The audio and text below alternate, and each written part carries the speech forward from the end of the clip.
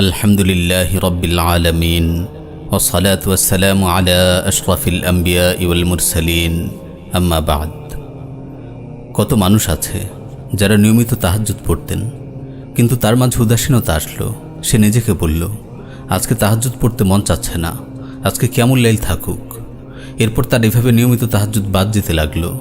একটা সময় অবস্থা এমন হলো, তাহাজ্জুদ আর পড়াই হচ্ছে না। এরপর সে নিজেকে এ বলে প্রবোধ দিল যে তাহাজ্জুদ না পড়া হোক, ফজরটা তো জামাতে পড়া হচ্ছে, সময় মতো ওঠা হচ্ছে। কয়দিন পর সেটাতেও সমস্যা দেখা দিল। তাহাজ্জুদ পড়া বাদ গেল, জামাতের সাথে ফজরটাও পড়া বাদ গেল। এখন সে নিজেকে প্রবোধ দিচ্ছে এই বলে যে সূর্য ওঠার আগে তো ওঠা হয়, বাসায় বসে হলো ফজরের সালাদটা তো ওয়াক্তের মধ্যে আদায় করা হয়, যা হোক এতেই তো চলে। দেখা গেল কেউ নিয়মিত এক পারা করে কোরআন তেলাওয়াত করতেন, কিন্তু তা আধা পারা হয়ে গেল। এরপর সেটা থেকেও কমতে কমতে এখন আর কোরআন মাজিদ ধরাই হয় না।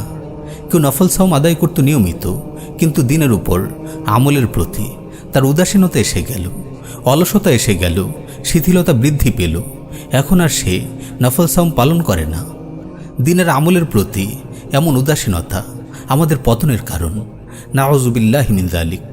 সুন্নাতে রাতে বা ঠিকমতো আদায় না করা, ফরজ পর্দার বিধান ঠিকমতো পালন না করা, এমন বহু ফরজ ও সুন্নত আমল, বহু নফল আমল আমরা অহরহ ছেড়ে দিচ্ছি। দিনের প্রতি এমন উদাসীনতা আসার কারণ কি?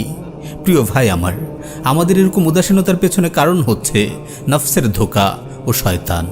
আল্লাহ তাআলা ইরশাদ করছেন, ইন্নামা ইউরিদুশ শাইতানু আন ইউকিআ বাইনাকুমুল আদাওয়াতা ওয়াল বাগযাআ ফিল খামরি ওয়াল মাইসির ওয়া ইয়াসুদ্দাকুম আন যিকরিল্লাহ ওয়া আনিস সালাহ।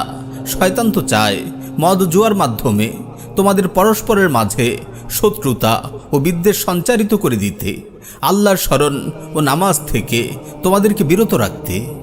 শয়তান চায় আদম সন্তানকে সকল ধরনের ইবাদত ও আনুগত্য থেকে ফিরিয়ে রাখতে, ঈমান জাগানিয়া কাজগুলো থেকে বিরত রাখতে সে প্রাণপণ চেষ্টা করে যায়। নফস আমাদের পেছনে সবসময় লেগেই আছে আমাদের মন্দ কাজে প্রবৃত্ত করার জন্য।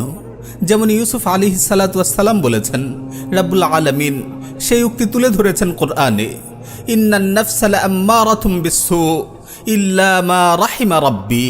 নফস তো মন্দ কাজে প্ররোচিত করতেই থাকে, আমার প্রতিপালক যার প্রতি দয়া করেন সে ছাড়া।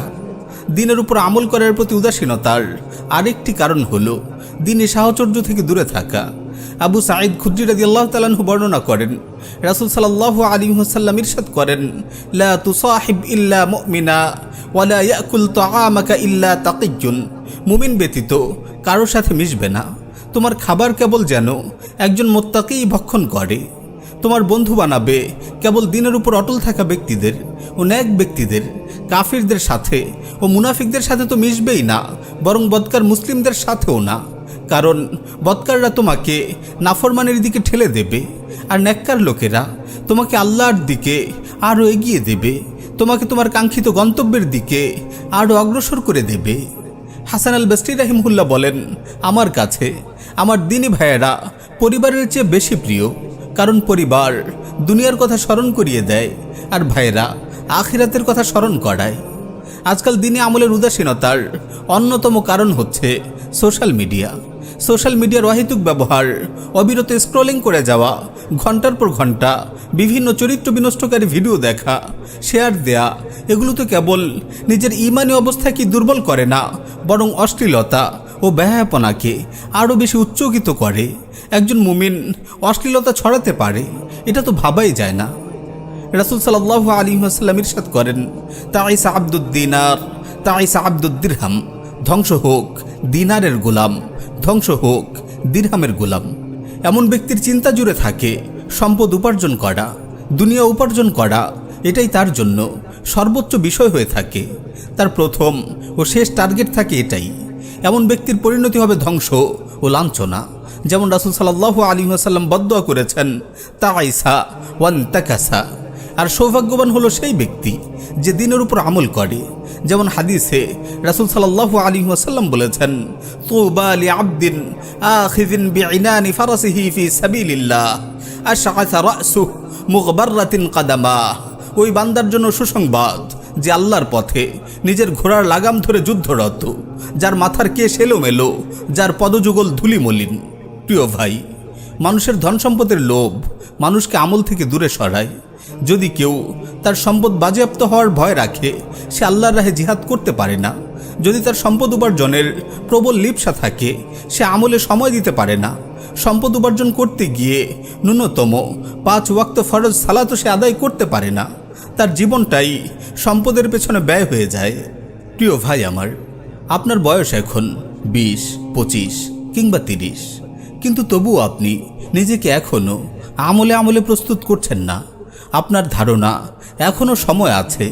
আপনি মনে করছেন যে দিনকে আঁকড়ে ধরার জন্য সময়টা এখনও আসেনি। এত তাড়াহুড়া কেন করব? আপনি ভাবছেন আপনি তরুণ যুবক, মৃত্যু আপনাকে স্পর্শ করবে না।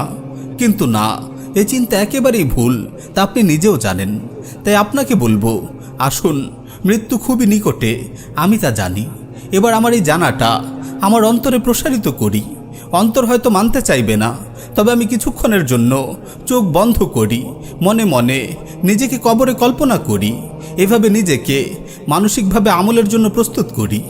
রাসূল সাল্লাল্লাহু আলাইহি ওয়াসাল্লাম ইরশাদ করেন, আকসিরু যিকরা হাযিমিল লাযযাত ইয়ানি আল মাউত। তোমরা বেশি বেশি দুনিয়ার উপভোগকে মলিনকারী মৃত্যুর কথা স্মরণ করো। জেনে রাখুন, মৃত্যুই বাস্তবতা। দুনিয়া মৃত্যুর আগের আমলের জায়গা, আবার কারো জন্য ধোকায় প্রবৃত্ত থাকার জায়গা। তাই বাস্তবতাকে প্রাধান্য দেয় কর্তব্য। দুনিয়ার জীবনে আমাদের ভীষণ মিশন হচ্ছে দিনের উপর আমল করা। যেমনি কুরআনুল কারীমে এসেছে, ওয়ামা উমিরু ইল্লা লিয়াবুদুল্লাহা মুখলিসিনা লাহুদ্দিন হুনাফা ওয়া ইউকিমুস সালাতা ওয়া ইউতুজ যাকাতা ওয়া যালিকা দীনুল কাইয়্যিমাহ। তাদেরকে এই ছাড়া অন্য কোনো হুকুমই দেওয়া হয়নি যে তারা আল্লাহর ইবাদত করবে খাঁটি মনে, একনিষ্ঠভাবে তার আনুগত্যের মাধ্যমে। আর তারা নামাজ প্রতিষ্ঠা করবে আর যাকাত দেবে, আর এটাই সঠিক সুদৃঢ় দিন। মুআজ বিন জাবাল রাদিয়াল্লাহু তাআলা আনহু বলেন, রাসূল সাল্লাল্লাহু আলাইহি ওয়াসাল্লাম তার হাত ধরে বললেন, ইয়া মুআজ, ওয়াল্লাহি ইন্নী লা উহিব্বুক, ওয়াল্লাহি ইন্নী লা উহিব্বুক। হে মুআজ, আল্লাহর কসম, নিশ্চয়ই আমি তোমাকে ভালোবাসি।